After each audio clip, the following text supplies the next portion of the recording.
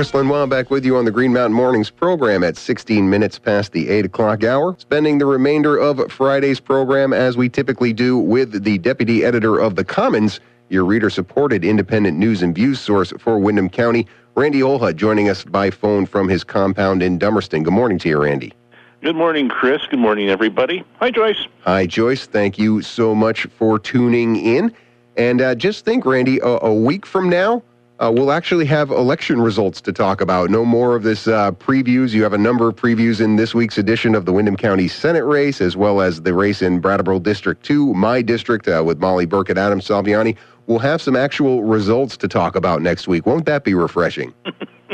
Yes, this has been a long national nightmare, and it's about to end. Yeah. And we try to deny it as much as we can and to put it off as long as we can, but sooner or later we have to deal with it. And the last couple of weeks we have with the previews we've done of the various races in the county, and there's some interesting races. There are some interesting races, and Olga going to some of the public events to hear the candidates speak, as well as speaking to them individually. I think that's great to get a little bit of both those, to hear what the voters are interested in. Although I have to say, her coverage of the Windham County State Senate race on the front page of this week's edition of The Commons, and the fact that marijuana legalization came up at the Citizens Breakfast, I guess because Jeanette was there, but I really don't see marijuana being an issue here in Vermont. Like, for example, the way it's going to be in Massachusetts, it kind of cracked me up. I think that's more of a Brattleboro issue than a Vermont issue right now.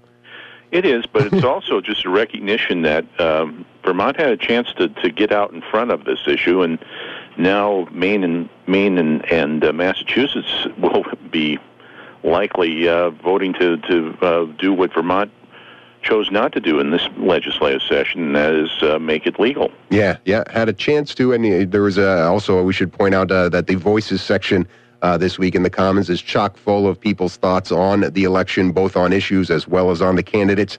I wanted to ask you a little bit about the alternative candidates who were part of Olga's coverage of the Windham County State Senate race. Aaron Diamondstone, Jerry Levy, attending that breakfast, but not really doing a lot to get out there and campaign. And Aaron Diamondstone saying, really, his goal in this is to just provide voters an option. And I wonder, is that really enough anymore? I mean, growing up here in Windham County, I remember when the Liberty Union Party actually stood for something, actually wanted to win elections, not just give somebody an alternative on the ballot. Well, they wanted to win elections. They've never come close to winning any elections. And, they've been lucky to top out at the amount of votes they needed to maintain major party status. And that's something that in the last election they couldn't do.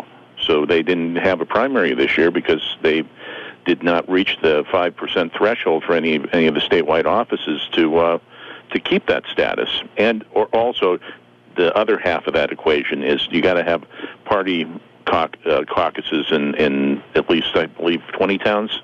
Yeah. In Vermont, and they couldn't do that either. Well, that's just it. I mean, I feel like that they're not trying to be an alternative party anymore, except in name only. I mean, even having Bill Lee, and I'm a big fan of the Red Sox, big fan of Bill Lee, but his candidacy has not been a serious candidacy. I almost wonder if that's hurting the Liberty Union Party and their brand.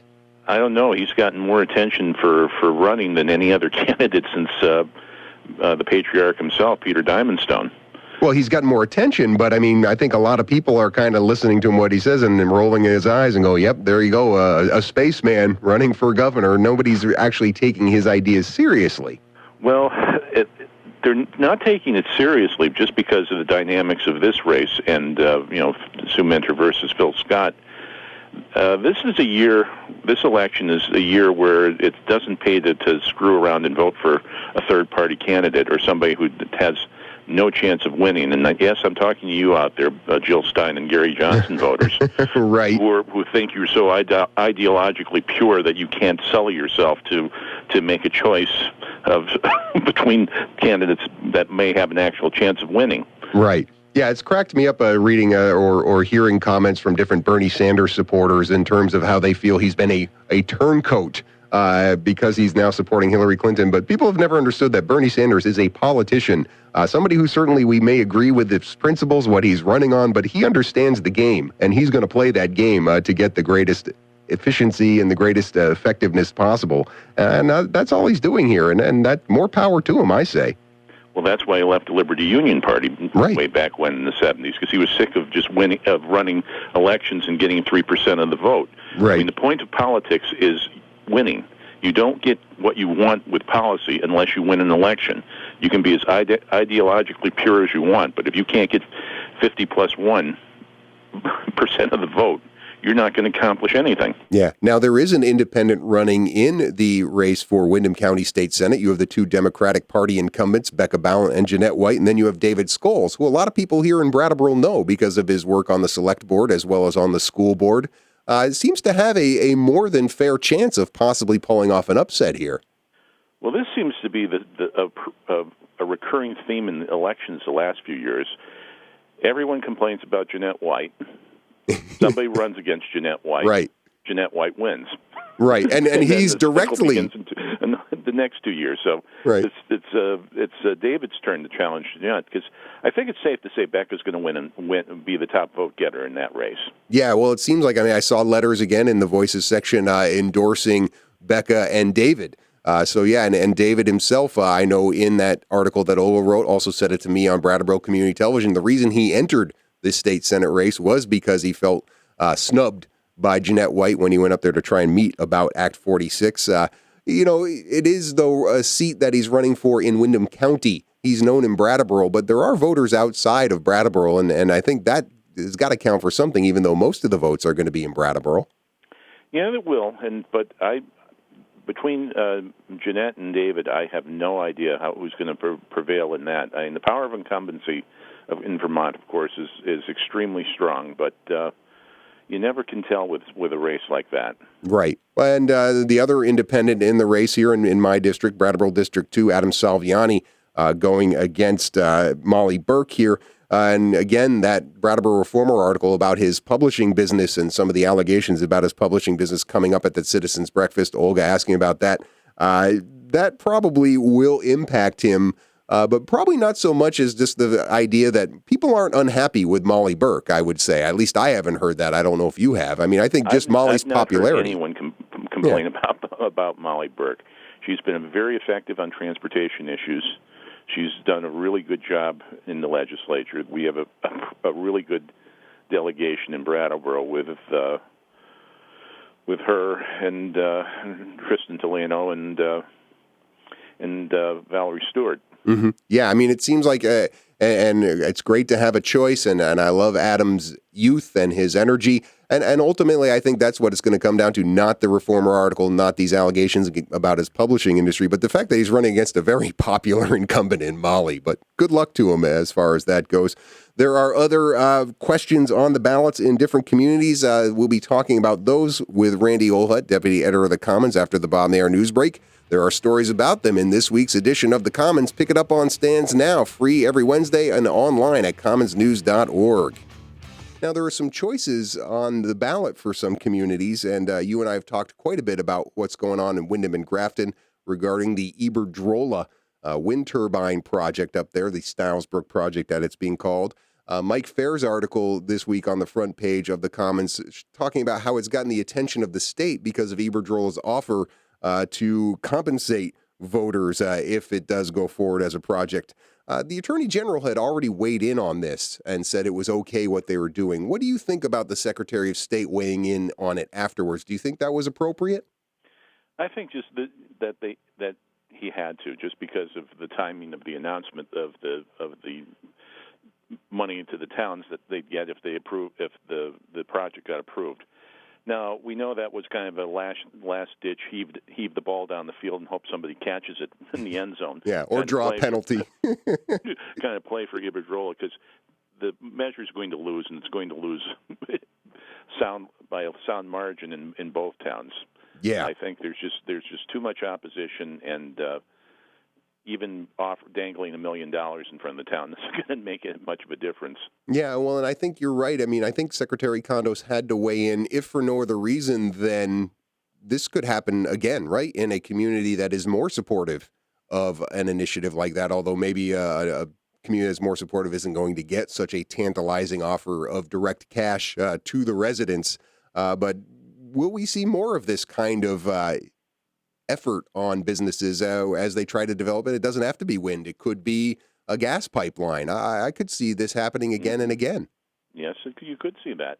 And since corporations, especially multinational ones, tend to have more money to throw around for things like that, yeah, it's a budget dust as far as they're concerned to throw a million here and a million there out of town for hosting something that voters might find unpalatable, unless, of course, they got paid for it. Yeah, I do think that Iberdrola actually, some of their rationale for doing it as far as a more equitable distribution to low-income residents versus lifting a burden on property taxes that they probably, some of the low-income residents of these towns don't really have to worry about because of exemptions and whatnot, or the value of their properties. I actually do see some merit in it, even though I am a little bit skeptical about the whole idea of paying somebody for their vote. Yeah, but it's still not. It's still a weird precedent for Vermont to see something like that happening. Yeah. But then a lot of the weird things we see in other states are starting to creep in here in Vermont. Yeah, I know. The report on VT Digger this morning about the record amount of money, over $6 million spent on the different, and that's just on the candidates, not on ads for things like we're seeing from Iberdrola or from opposition to Iberdrola or about the Stylesburg project as people try to influence the vote. Go ahead. It's a nice juxtaposition inside the Commons this week when you see on page A2 and A3, A2 best site in Vermont for a wind project, and on A3 worst site in Vermont for a wind project. The dueling ads. I thought I had made up my mind on page A2, but now I'm reading page A3. I'm having a whole other thought. If only in Newfane, right, about the town offices bond, if there was money to be thrown around there, I wonder who would be spending money in support of or against this idea that the town of Newfane needs new town offices. Of course, the town of Newfane already under scrutiny after their town clerk, Gloria Cristelli, sent that an anonymous letter out, friends of the town of Newfane, to try and influence the bond vote back in the primary season. I could see actually this time around, if the vote goes the other way, if voters in Newfane approve the bond issue, a lot of pushback from people who are against it, saying that they didn't have enough time to make their case between primary season and next Tuesday. I don't know how much more time you need. The place is falling apart. It's not safe to work in, and something has to be done about it. Are you going to keep patching it? Are you going to replace it?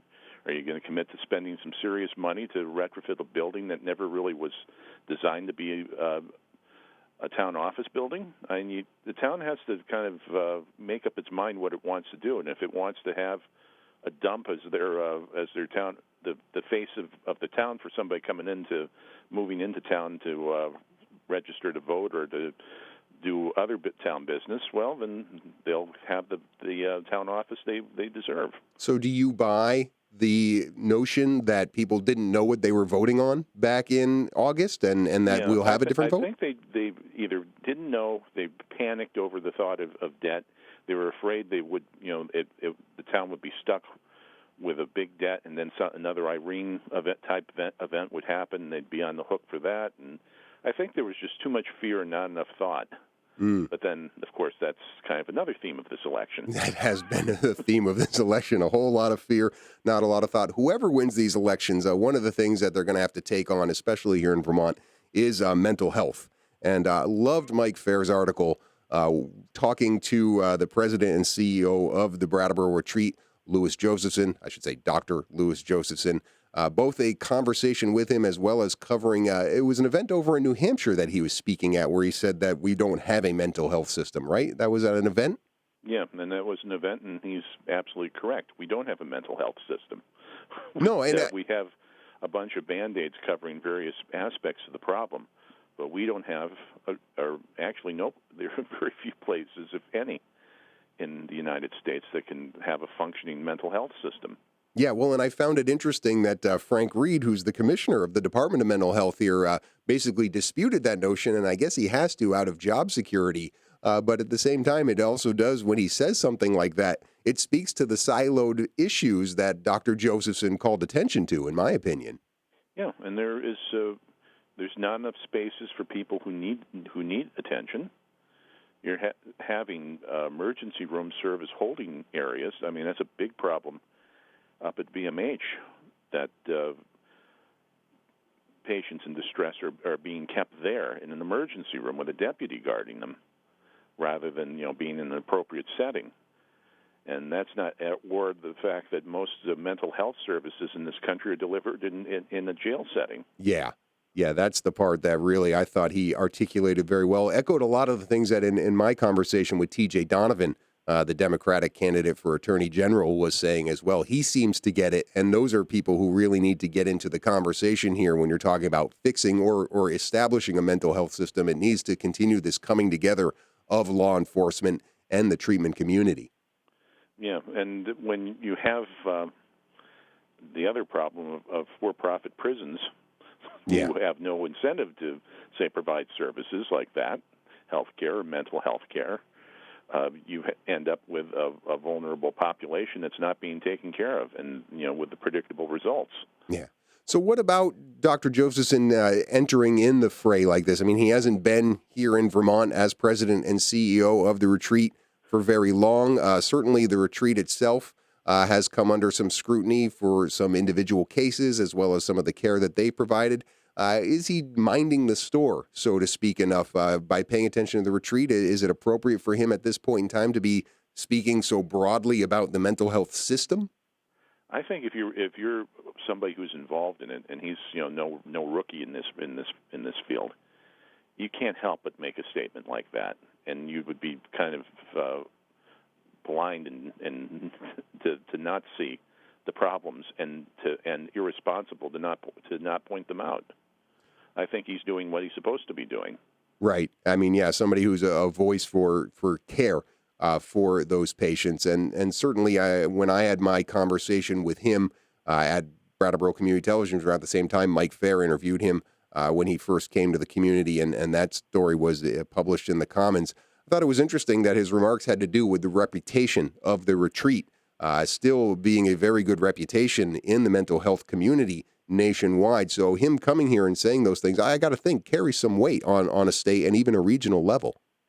That even though the retreat may be better than most, and one of those rarities being a private psychiatric hospital, but even as good as the retreat can be overall, problems notwithstanding that have happened, now they could still be better. Yeah, he realizes that.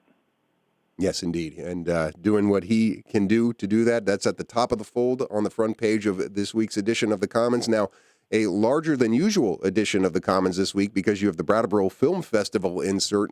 Joyce doing her usual write-ups of those films, but a lot of different voices contributing essays this year. I thought that was pretty cool to get all those different perspectives on individual films. Well, we've done the supplement for the film festival for as long as there's been a Brattleboro Film Festival, and it's become quite an event in terms of the quality of films that comes into the community, the chance to see a lot of films that you're not going to see streaming or in a theater or anywhere that are coming to Brattleboro for this. And of course, the problem that they've had is to try and keep it from being too documentary heavy, finding more dramas, and they've tried, and certainly the films that Joyce was touting in her preview were pretty good films. Yeah, and we had just had Mary Elder as well as Ian Heffley and Lissa Wyman on the program right before you, highlighting some of the selections this year, some of the ways that they are bringing 30 different films over the next week and a half, really 10 days when you think about it, kicking off today and then ending next Sunday to the area, to the Latches Theater, and people can go to the supplement of the Commons and pick out which ones they want to attend. You are unable to make the opening reception tonight because you're going back out into the field to cover sporting events, and that in and of itself is newsworthy. It's good to know that you've recovered enough. Had me at her concert tonight at the library, the benefit show for the Friends of the Library, featuring your wonderful spouse. Yes, indeed. That's going to be a good show with Samir Evans doing her musical memoir at the library. But it's great. I mean, this is only, 2 weeks removed from your surgery? And 3 weeks today. 3 weeks today? Removed from that. And I think I'm most of the way back. I'm not going to be running any races anytime soon, but then I didn't before the surgery. Right. Will I play the piano again, Doctor? I felt good enough to try shooting the Twin Valley Stowe game on Wednesday, which was I had a hunch would be the real championship game for Division III, and sure enough, it still prevailed 3-0 in that game. And trying to ease back with it with Bellows Falls, who are doing their first round playoff against the team they beat last week, Fairhaven. So we'll see what happens playing at Hadley Field instead of up in Fairhaven. And that's football, right? I mean, because Bellows Falls has football, and of course Bellows Falls field hockey, the juggernaut that they are, playing for a state championship tomorrow. Yeah, they're probably, of any of the teams down here, would you say the Bellows Falls field hockey team, the odds-on favorite to bring home a state championship? Mortal lock, I would say. Mortal lock. All right, if you're into betting on high school sports, that's Randy Holhut's mortal lock this week. Anybody else? What other teams in the area do you think could win a title? Well, BF has a chance, but that means another. They're going to be probably playing Burton next week for the championship. Right. For football, and Burton's a pretty good team, so it's going to be tough for BF to overcome them. And that's it. All right. Well, and we'll get. And I almost forgot the cross country team. That's the cross country meet is tomorrow up in Thetford, and they have a good chance of finishing doing well up there. Yeah, well, those results will be in next week's edition of the Commons on the sports page that Randy Holhut cultivates so well each and every week. All the great news next week to talk about with elections. Looking forward to talking about it with you, Randy. Thanks so much for your time this morning. Thank you, and don't forget to vote if you haven't already. I know a lot of you all have already, but please vote. Please vote. Have your voice heard, indeed. Thanks, Randy. Thanks. And Randy, once again, Deputy Editor of the Commons, your reader-supported, award-winning news and views source for Windham County. Free on stands every Wednesday, online at commonsnews.org. Back to wrap up this edition of Green Mountain Mornings after these messages.